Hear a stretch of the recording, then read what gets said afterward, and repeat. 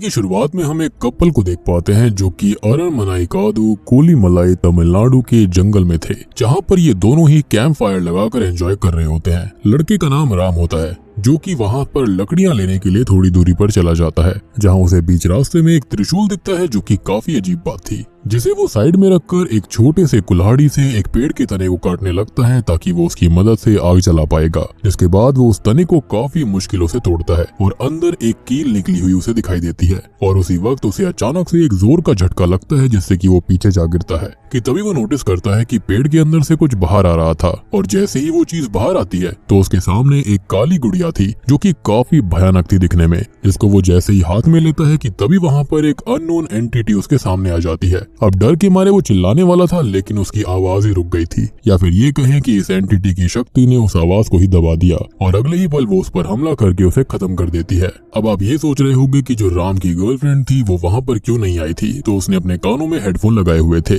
लेकिन जब वो नोटिस करती है कि राम काफी देर से गायब है तो वो भी वहाँ पर जाती है और जैसे ही वो उस गुड़िया को अपने हाथ में लेती है तो वो एंटिटी उसको भी खत्म कर देती है। हम उसके चिल्लाने की आवाज को सुन पाते हैं, जिससे कि एक बात तो साफ हो जाती है कि वो जो कुछ भी है उस गुड़िया के ऊपर किसी तरह का काला जादू होगा और या फिर कोई आत्मा उससे जुड़ी हुई होगी जो कि आजाद हो गई थी। खैर अब कुछ महीने बीत जाते हैं और हम एक दोस्तों के ग्रुप को देखते हैं जिसके अंदर 5 लोग थे, जिनके नाम चरण, मीना, जेरी, सेतु और चारू थे। जहां पर चरण और मीना कपल होते हैं और ये सभी मिलकर उसी शुरुआत वाले जंगल में ट्रैकिंग करने का प्लान बना रहे थे। हालांकि इस जंगल के अंदर ट्रैकिंग करना अलाउड नहीं था, यानी कि शुरुआत वाले कपल भी यहाँ पर इलीगल तरह से ही आए होंगे। और पहले ये गवर्नमेंट कॉफी प्लांटेशन हुआ करता था लेकिन किसी रीजन से इसको बैन कर दिया गया। इसलिए चरण ने अशोक नाम के एक आदमी से कांटेक्ट किया था, जिसने कि अपने कनेक्शंस की मदद से अपने अंडर काम कर रहे मारी नाम के एक आदमी को चरण और उसके ग्रुप को जंगल में ट्रैकिंग करवाने का काम दिया था। और मारी वहाँ के लिए सबसे बेस्ट ऑप्शन होता है क्योंकि वो फॉरेस्ट डिपार्टमेंट में उस जंगल का गार्ड था, साथ ही साथ वो पार्ट टाइम गाइड भी था, तो वो उनका गाइड भी बन जाता है। अब अगली सुबह सभी दोस्त मिलकर ट्रैकिंग के लिए निकल जाते हैं और मारी भी इनके साथ गाड़ी में ही था कि तभी बीच रास्ते में जब इनकी कार मारी के घर के यहाँ से गुजर रही थी तभी मारी की बेटी कार को बीच में रोककर अपने फादर के गले में एक ताबीज पहना देती है और उनसे कहती है कि पापा इस ताबीज को कभी मत निकालिएगा। और वो हमेशा ही इस ताबीज को पहन कर जाया करता था लेकिन आज वो भूल गया, लेकिन थैंकफुली उसकी बेटी ने उसको ये ताबीज दे दिया था जो कि काफी खास है। अब आगे ये जंगल के पास तो पहुंच जाते हैं लेकिन यहाँ से गाड़ी और आगे नहीं जा सकती थी, जिसका रीजन ये होता है क्योंकि वहाँ पर एक चेक पोस्ट होता है, जिसके चलते इनको अपनी गाड़ी वहीं पर छोड़नी पड़ती है। और उस वक्त हम मारी के एक फ्रेंड को देख पाते हैं जो कि उसी के गांव का था, तो वो उस गाड़ी में बैठ जाता है और उसकी देखभाल करने लगता है। अब आगे कुछ ही दूरी पर चलने के बाद जब जंगल शुरू होने वाला होता है तभी मारी सभी से ये कहता है कि अगर आपको जिस किसी को भी कॉल करके कुछ बताना है तो अभी बता दीजिए क्योंकि यहाँ से आगे सिग्नल्स नहीं मिलेंगे। इस पर मीना उसको ये पूछती है कि अगर हम किसी मुसीबत में फंस गए तब क्या होगा, क्या तुम्हारे पास कोई वॉकी टॉकी वगैरह नहीं है? जिसके जवाब में मारी कहता है कि हमें डिपार्टमेंट की तरफ से ऐसा कुछ दिया ही नहीं गया है और अगर आप लोग मेरी बात मानते रहेंगे तब आप किसी भी मुसीबत में नहीं फंसेंगे। अब आगे कुछ देर चलने के बाद इनको एक जगह पर पानी बहता हुआ दिखाई देता है, जिसे देखकर मीना और चारू उसमें जाकर एंजॉय करने लगते हैं, जिस दौरान वो बहुत ही ज्यादा शोर मचा रहे थे, जिस पर मारी उन्हें वहाँ से जल्दी निकलने के लिए कहता है। अब इस चीज का वो ये कारण देता है कि यहाँ पर जंगली जानवर आ सकते हैं और वैसे भी इतना शोर मचाना ठीक नहीं है। जिसके बाद वो दोनों वहाँ से बाहर तो आ जाते हैं लेकिन मीना मारी के ऊपर अंदर ही अंदर गुस्सा हो रही थी। खैर कुछ ही देर के बाद में ये अचानक से एक जगह पर पहुंच जाते हैं जहाँ पर रिस्ट्रिक्टेड एरिया का बोर्ड लगा हुआ था और वहाँ पर ढेरों घंटियां बंधी हुई थी, जिसको सेतु हाथ लगा देता है और अगले ही पल वो घंटियां पुरानी होने की वजह से गिर जाती हैं क्योंकि जिस रस्सी पर उस घंटी को बांधा गया था वो रस्सी बिल्कुल गल चुकी थी। अब मारी ये सब देखता है और ये कहता है कि हमें यहाँ से नहीं जाना चाहिए, ये खतरनाक जगह है और ऐसा कहते हैं कि यहाँ पर कोई आत्मा रहती है। अब ये बात सुनकर तो मीना का गुस्सा 7वें आसमान पर चला जाता है। वो मारी से कहती है कि क्या तुमने हमें बच्चा समझा हुआ है और तुम हम सभी को हर जगह जाने के लिए मना क्यों कर रहे हो? जिस पर बाकी सब भी मीना की बातों से एग्री करते हैं, लेकिन मारी के बार बार कहने पर सभी उसकी बातों को मानकर दूसरी तरफ से जाने लगते हैं। इस बीच चारू को एक जगह से अजीब सी आवाज आ रही होती है और उसी के पीछे वो सबसे अलग दूसरे रास्ते पर जाने लगती है, जो रास्ता एक खाई के पास जाकर खत्म हो जाता है।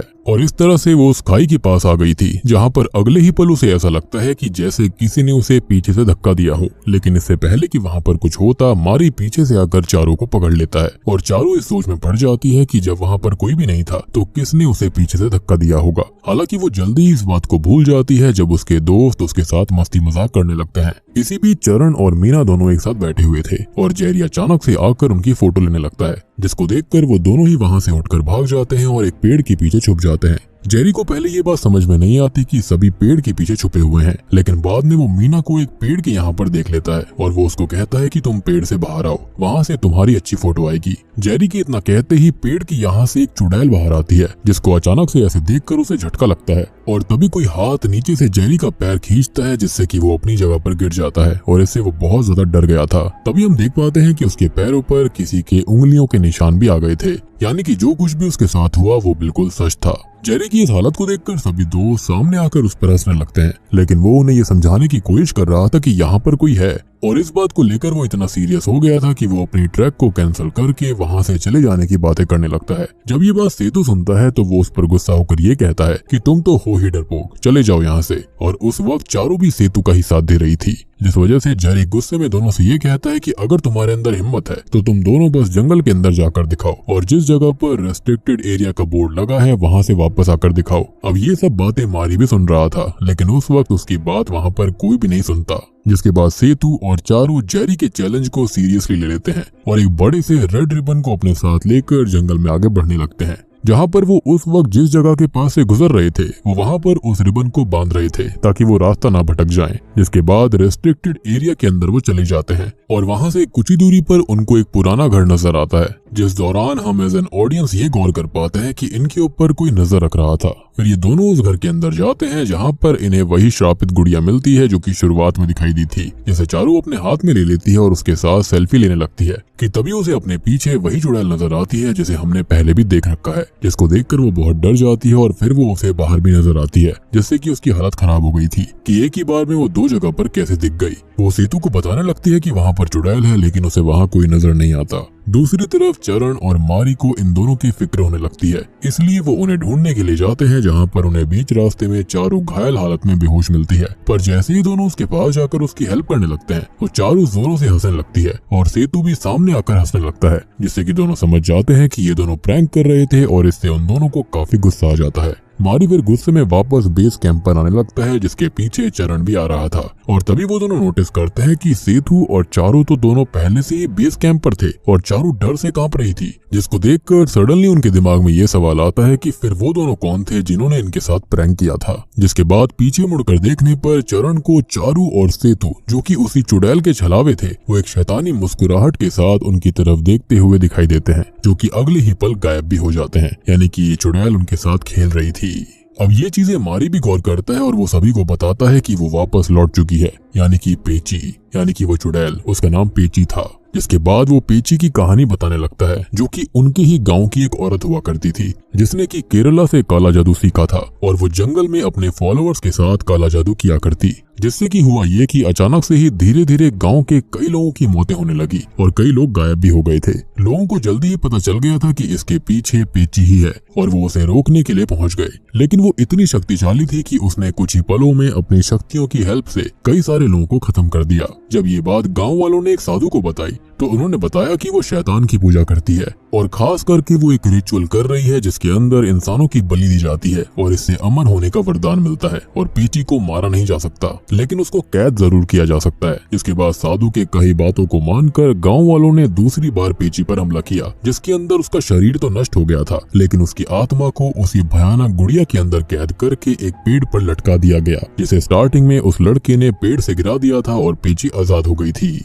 और उन्होंने पेची के शरीर को वहीं नजदीक में दफना दिया था, जिस वजह से पेची जंगल के बाहर किसी को कुछ नहीं कर सकती। उसका एक इलाका बंद गया था और इसलिए वहाँ पर रेस्ट्रिक्टेड एरिया वाला बोर्ड भी लगा दिया गया और ऐसा इसलिए किया गया था ताकि कोई भी उसके अंदर ना जा पाए। वो जो घंटियां थी शायद से वो पेची को रोकने के लिए थी, उसकी शक्तियों को रोकने के लिए, लेकिन वो तो टूटकर बिखर गया था। सबसे बड़ी बात कि यहाँ पर जो कॉफी प्लांटेशन थी उसको भी इसलिए ही बंद कर दिया गया था। और अब आपको समझ में आया होगा कि राम और उसकी गर्लफ्रेंड के साथ क्या हुआ था, उनको पेची ने ही मार दिया था। लेकिन अब ये काफी अंदर आ गए थे और चारू और सेतु तो पेची के घर के अंदर भी चले गए थे। अब ये कहानी सुनकर सभी डर जाते हैं और उसी वक्त जंगल से निकलने का फैसला कर लेते हैं, जिसके बाद सभी अपने सामानों को पैक कर रहे थे कि तभी जेरी को पता चलता है कि उसका कैमरा गुम चुका है। इसलिए वो वहाँ से जंगल की तरफ कैमरा ढूंढने निकल जाता है, क्योंकि उसके लिए वो काफी कीमती था, जिस पर मारी उसे 1000 बार रोकता है लेकिन वो नहीं सुनता। जिसके बाद मारी भी उसके पीछे जाने लगता है और और कुछ ही दूरी पर जाकर जेरी को उसका कैमरा मिल जाता है, जिसको लेकर वो वापस लौटने लगता है।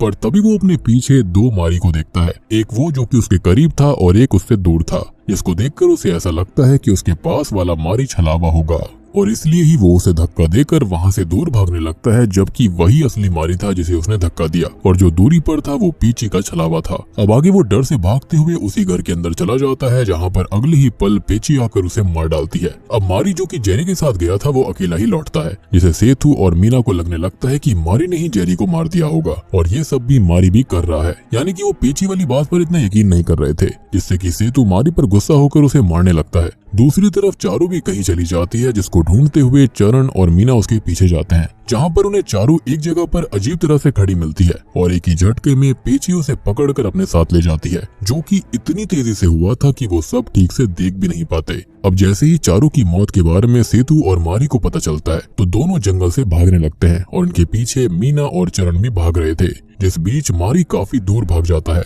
और उसकी जगह एक छलावा मारी बनकर इन तीनों को पेची के घर के पास ले जाने लगता है, जिस चीज को सेतु समझ जाता है और वो चरण और मीना को जाने से रोकता है। तभी दूसरी तरफ हमें रियल मारी को दिखाया जाता है, जिस पर पेची हमला करने आती है, लेकिन वो किसी कारण से बीच में ही रुक जाती है और वहाँ से गायब हो जाती है, जिससे कि मारी बच जाता है। लेकिन ये हुआ कैसे था? तो मारी ने जो ताबीज पहना था जो उसकी बेटी ने उसको दिया था, उस वजह से पेची उसे मार नहीं पाई। अब आगे हम नोटिस करते हैं कि मीना गायब हो गई है, जिसको चरण और सेतु ढूंढने लगते हैं। तब वो उन्हें पेची के घर में नजर आती है, जिसको देखकर सेतु वहां से भाग जाता है और चरण मीना को लेने जाता है। तभी हम सेतु को देखते हैं, जिसे भागते हुए जेरी घायल हालत में नजर आता है, जिसकी वो मदद करने जाता है, लेकिन सून ही रियलाइजेस कि वो जेरी नहीं बल्कि वही चुड़ैल पेची है और अगले ही पल वो भी पेची का शिकार बन जाता है। वहीं चरण और मीना पेची के घर से दूर जा रहे थे और तभी उनके सामने मारी आ जाता है, जो कि उनको ये कहता है कि हमें जंगल से बाहर जाना होगा और तभी हम पेची से बच सकते हैं। जिस पर मीना चरण से कहती है कि इसकी बात का विश्वास मत करना, ये भी छलावा हो सकता है।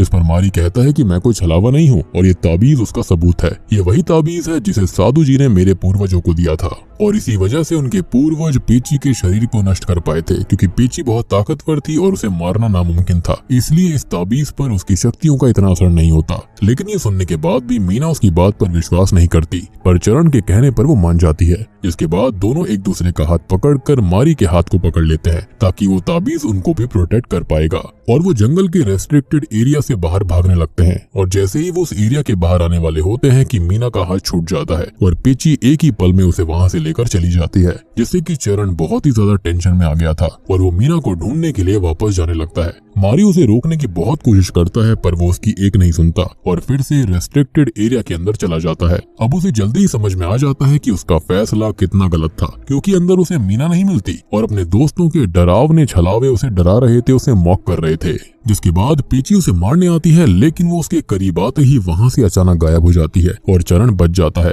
तभी चरण अपने हाथ में मारी का वो ताबीज देखता है, जो कि उसके हाथों में तब आ गया था जब मारी उसे रोकने की कोशिश कर रहा था। अब चरण फिर जंगल से बाहर आने लगता है, जिस दौरान बीच में उसे मारी का मृत शरीर नजर आता है, जिसे पेची नहीं मारा होगा क्योंकि उसके पास ताबीज नहीं था। लेकिन हमको एक बात अजीब लगती है कि पेची तो रेस्ट्रिक्टेड एरिया के बाहर नहीं आ सकती थी, तो यहाँ पर उसने उसे आकर मार कैसे दिया। खैर चरण फिर जंगल से बाहर आ जाता है, जहाँ पर उसे मारी के उसी दोस्त की कार आते हुए दिखाई देती है, जिसके बारे में मैंने आपको याद रखने के लिए कहा था। और जब वो उसे रुकवाता है तो उसके अंदर शॉकिंगली मीना भी होती है, लेकिन तभी वो आदमी चरण को पंच मारकर बेहोश कर देता है, जो कि इस मूवी का सबसे बड़ा ट्विस्ट होता है। और जैसे ही फिर चरण की आंखें खुलती है तो वो अपने आप को पेची के घर में बंधा पाता है, जहाँ पर उसके सामने वो आदमी और मीना खड़े हुए थे। और दोस्तों अब यहाँ पर खुलते हैं इस मूवी के असली पत्ते और तब हमको पता चलता है कि मीना अब तक किसी भी चीज को लेकर शॉक्ड क्यों नहीं हो रही थी, या फिर वो बार बार मारी के ऊपर गुस्सा क्यों करती थी। तो असल में मीना कोई और नहीं बल्कि पेची की ही वंशज है और उसकी उत्तराधिकारी आने वाले समय में वही होने वाली है, यानी कि वो भी इसी खतरनाक तरीके का ब्लैक मैजिक करेगी। और जैसे ही मूवी की स्टार्टिंग में उस लड़के की वजह से पेची आजाद हुई थी, ये बात मीना की दादी को पता चल गई थी, क्योंकि कहीं ना कहीं शायद से वो भी उसी कल्ट से जुड़ी हुई थी और उन्होंने मीना से 13 लोगों के सैक्रिफाइस की बात करी, यानी कि पेची को जो चाहिए वो पाने के लिए उन्हें शैतान को अभी भी 13 और सैक्रिफाइस करने होंगे, क्योंकि पेची के खत्म होने से पहले खाली 13 और सैक्रिफाइस बचे हुए थे।